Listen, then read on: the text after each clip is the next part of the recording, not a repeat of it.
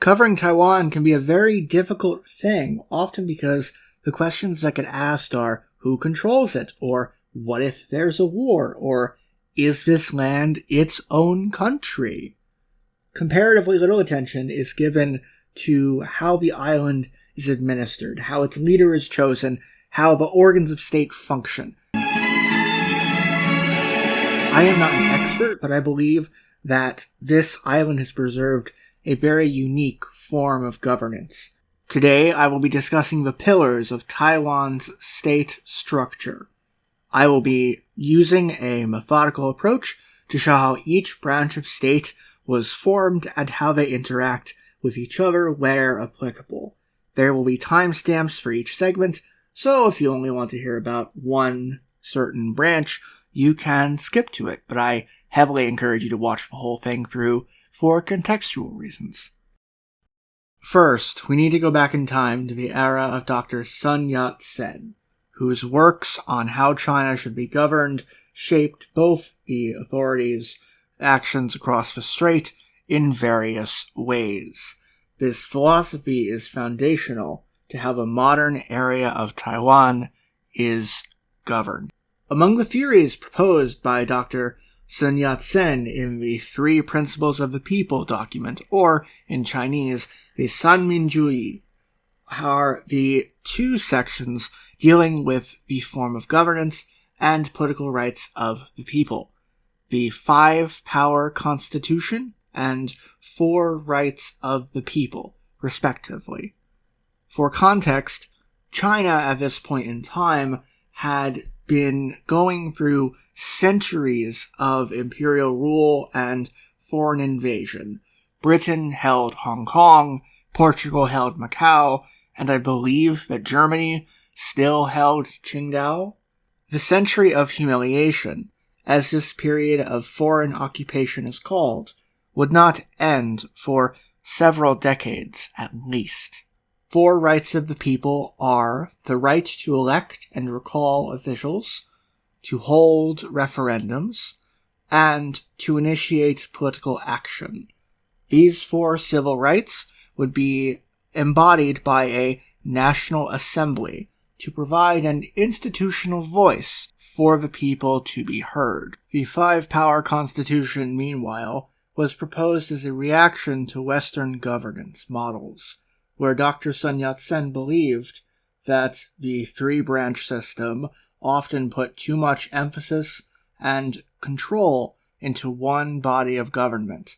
He strongly believed that a legislative body without external controls on power would lead to other branches being sidelined. Instead, his political philosophy promoted 5 branches of government for the new Chinese state, which would hopefully counteract this unipolar tendency. These would consist of judicial, executive, control, legislative, and examination branches. Each would be its own separate entity of government with overlapping responsibility and oversight in the process. First, let's begin with the Legislative Yuan.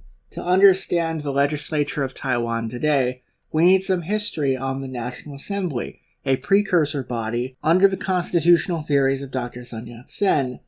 The National Assembly would be the sole parliament, with the Legislative Yuan meant to be more of a technocratic body. The Republican government under Chiang Kai-shek convened the first session of the National Assembly in 1947 in the city of Nanjing. When several political parties active at the time boycotted this meeting, the majority Kuomintang delegates elected Chiang Kai-shek as president. According to the 1947 Constitution, the National Assembly would act as a mechanism of the legislative process, one of 3 bodies. It was not clearly defined which of the 3 would constitute a parliament for international purposes. This tricameral system would consist of the following bodies. A National Assembly, which would be voted on at the county level directly by the people. This body would then elect and confirm the President of the Republic. This body would also have the power to amend the Constitution. The Legislative Yuan, which would be voted on at the provincial level and would supervise the affairs of the executive branch. Finally, the Control Yuan, which would be indirectly voted on in a similar way to how U.S. senators were once chosen. They would come from the ranks of already governing politicians. The National Assembly's first term in office would run from 1947 until 1991, with various supplemental elections held in between as it became clear holding elections on the mainland wouldn't be practical. During this time period, the body consisted of over 2,000 members. Now you might rightly ask, how did it have 2,000 members? Well, until the 1960s, there was no mechanism to re-elect members to the assembly. When someone elected from the mainland would die or otherwise leave office, their seat would be replaced with a Taiwan-based seat. The Legislative Yuan, as it exists today, consists of 113 seats, with a DPP majority.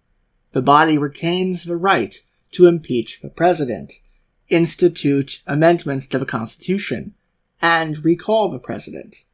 This Yuan is also tasked with fulfilling all functions of a legislative and deliberative body the same way as any Congress or Parliament around the world would do. Of the 113 seats up to vote, 73 are elected by a first-past-the-post system. 34 are elected by a national supplementary vote, and 6 are reserved for Taiwanese indigenous communities. The Legislative Yuan is led by a speaker and vice speaker, who are internally elected by the sitting members. The Legislative Yuan, like other congresses and parliaments, is made up of internal committees. There are 8 standing committees and 4 ad hoc committees. As the sole legislative body, they are tasked with confirming many appointments of the president, which we will see in the following sections. For all intents and purposes, the Executive Yuan can be thought of as a 2-tiered executive system. Firstly, there is the premier and then the president. You may begin to notice a pattern that all heads of Yuan so far are officially called presidents. For this section, I'm going to refer to the president of the Yuan as premier and the president of the republic as, well, president. The Constitution simply states, like with the Legislative Yuan, that the executive as a body should be the highest administrative force in domestic affairs. It does not specify which 2 people should have that authority.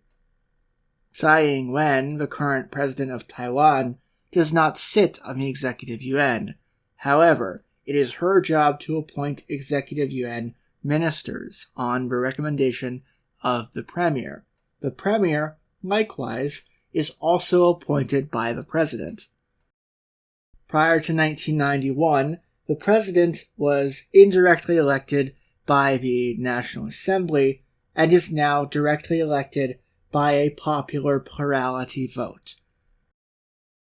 The Premier's Council forms a body of 13 government ministers who make day-to-day decisions within their field or portfolio.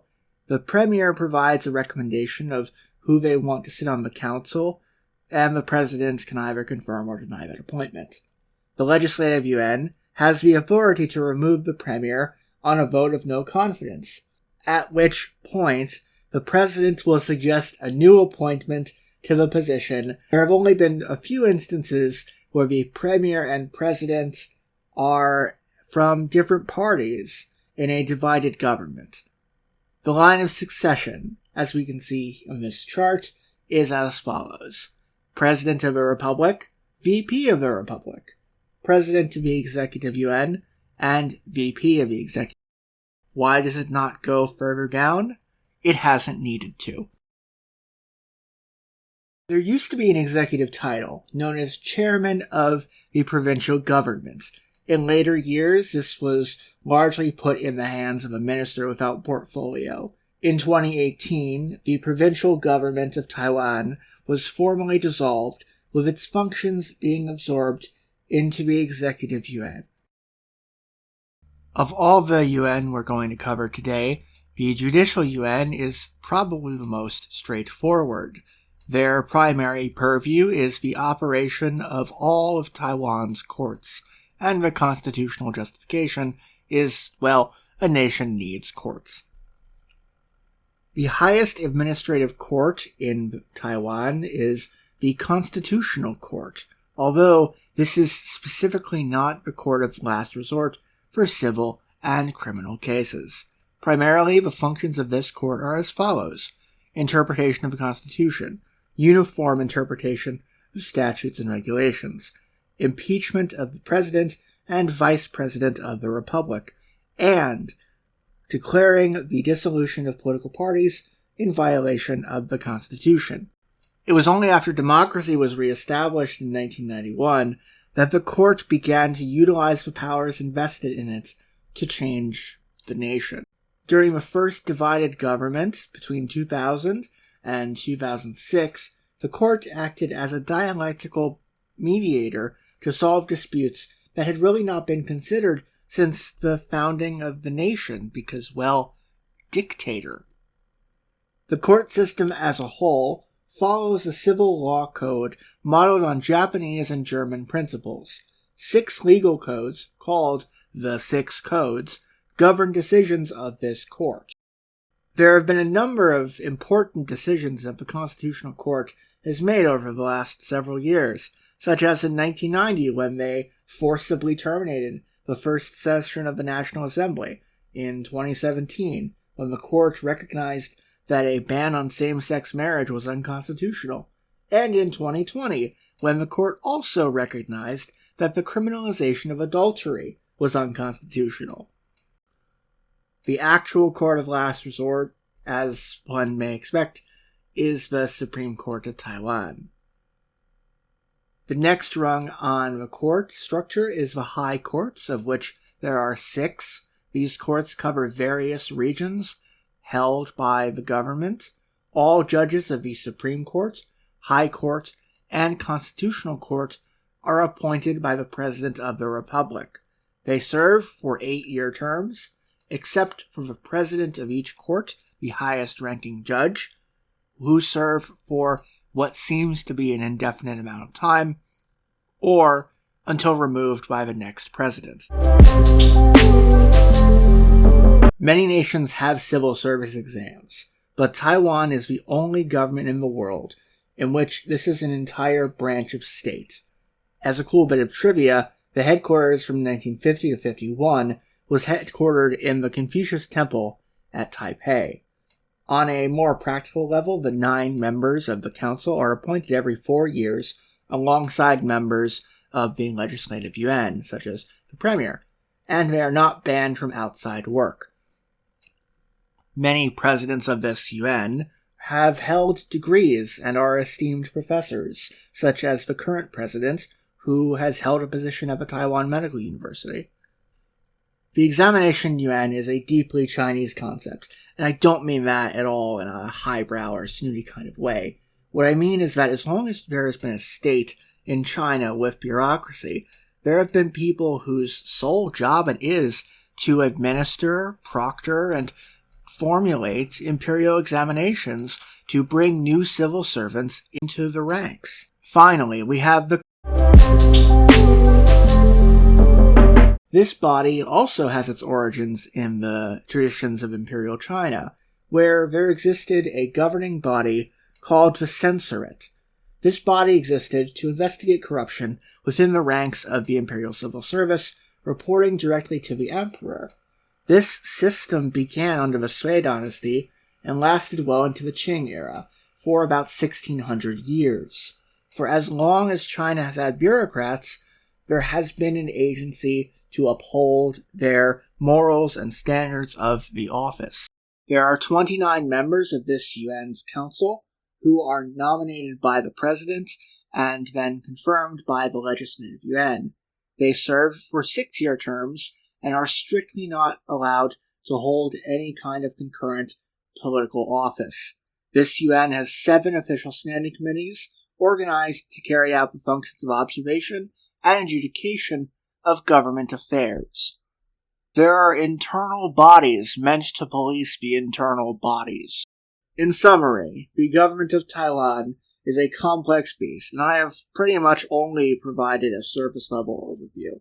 If you like this kind of content and want to see more, I encourage you to subscribe and share this video around.